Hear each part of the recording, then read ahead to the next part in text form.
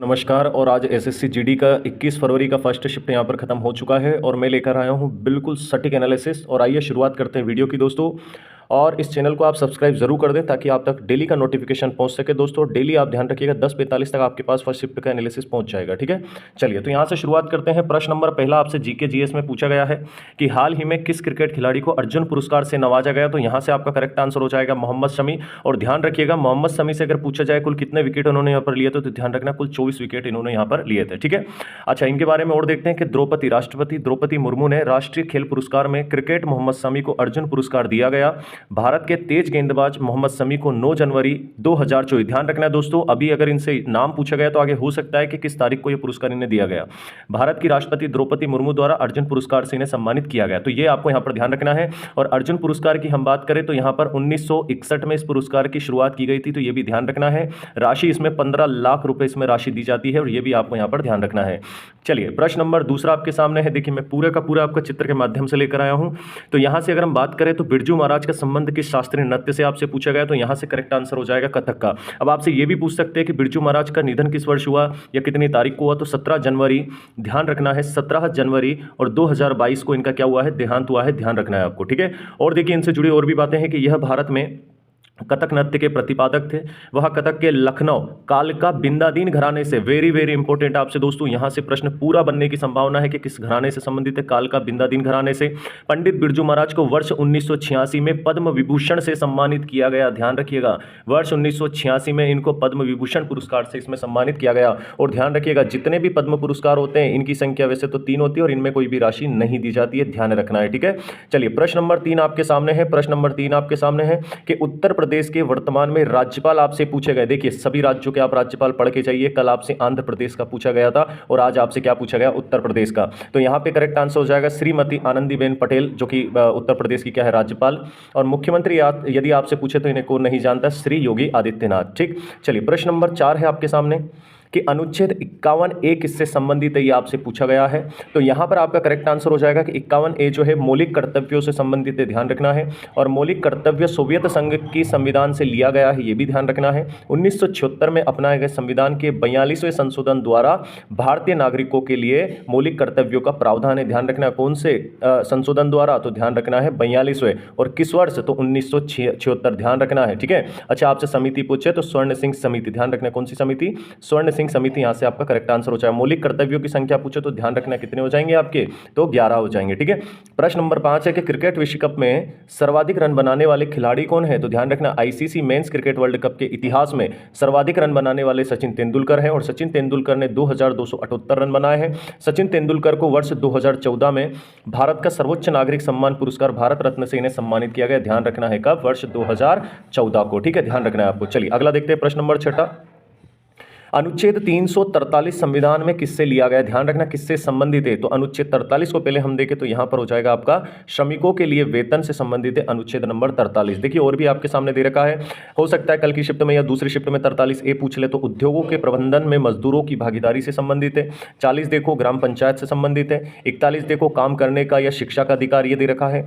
अनुच्छेद 42 आपका काम और मातृत्व राहत की मानवीय स्थितियों के लिए प्रावधान। 43B सहकारी समितियों को बढ़ावा देना। और अनुच्छेद 44 तो नागरिकों के लिए समान नागरिक संहिता। ठीक है, तो ये पूरी की पूरी सारणी को आप अच्छे से पढ़ के जाएं।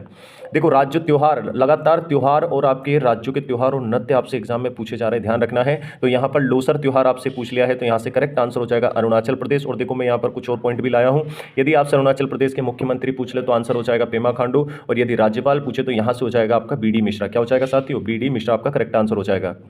फिर आपका जनधन योजना किस वर्ष यहां पर प्रारंभ की गई, ध्यान रखना है। तो जनधन योजना जो है माननीय प्रधानमंत्री जी द्वारा इस योजना को प्रारंभ किया गया 28 अगस्त 2014, ध्यान रखना 28 अगस्त 2014 आपका यहां पर करेक्ट आंसर हो जाएगा। चलिए प्रश्न नंबर 9 आपके सामने है कि 2024 में किन किन व्यक्तियों को भारत रत्न मिला, या टोटल कितने व्यक्तियों को भारत रत्न मिला, ध्यान रखना है 5 व्यक्तियों को मिला है। यहां पर ध्यान रखना है कि 2024 में बिहार के पूर्व मुख्यमंत्री जिनका नाम है जननायक कर्पूरी ठाकुर, बहुत फेमस व्यक्ति है, ध्यान रखना इनको मिला। दूसरे नंबर पे लाल कृष्ण आडवाणी जी को, तीसरे नंबर पे पूर्व मंत्री चौधरी चरण सिंह जी को मिला है, ध्यान रखना है।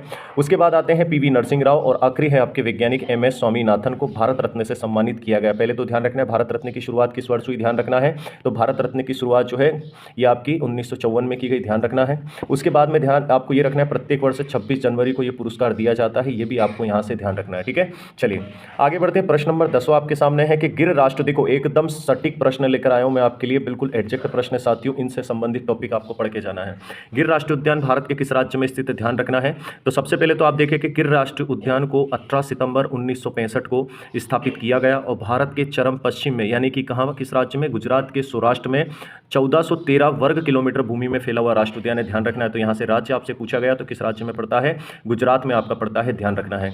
और देखिएगा अगर राष्ट्रीय उद्यान की बात आती है तो कुल जो राष्ट्रीय उद्यान है भारत में टोटल संख्या कितनी हो गई आपकी, 106।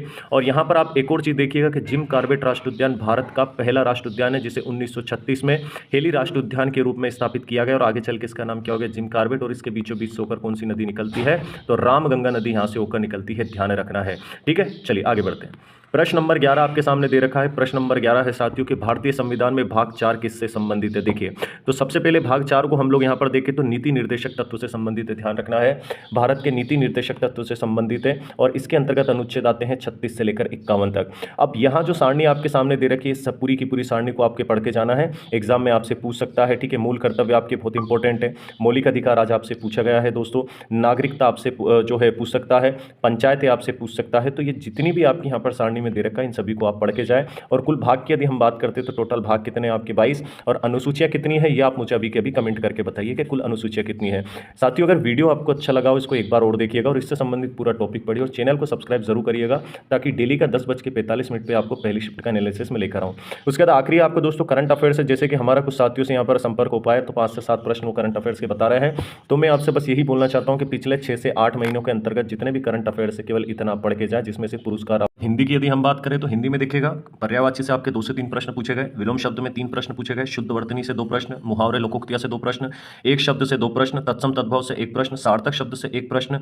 उसके बाद ये आपका समाज से 1 प्रश्न। देखिए मैंने कल भी आपको कहा था समाज आप अच्छे से पढ़ के जाए और संधि में आया दोस्तों 1 से 2 प्रश्न। तो ये इतने ही टॉपिक से लगातार आपके एग्जाम में प्रश्न पूछे जा रहे हैं तो इनको आप अच्छे से करके जाए। बात करते हैं गणित की। तो गणित में देखिएगा गणित में कौन कौन से टॉपिक से जो है प्रश्न आपसे पूछे जा रहे हैं। तो सबसे पहले साधारण ब्याज से आपसे प्रश्न पूछे जा रहे हैं, चक्रवृद्धि ब्याज से 2 प्रश्न, क्षेत्र मिति से 1 प्रश्न, लाभ हानि से और बट्टा से आपके 1 से 2 प्रश्न, ट्रेन से आपका 1 प्रश्न, समय और कार्य से आपसे प्रश्न पूछे जा रहे हैं, उसका औसत से प्रश्न आपसे लगातार बनते आ रहे हैं और साथ में आपका बोर्ड मास से आपका प्रश्न यहाँ पर बन रहा है।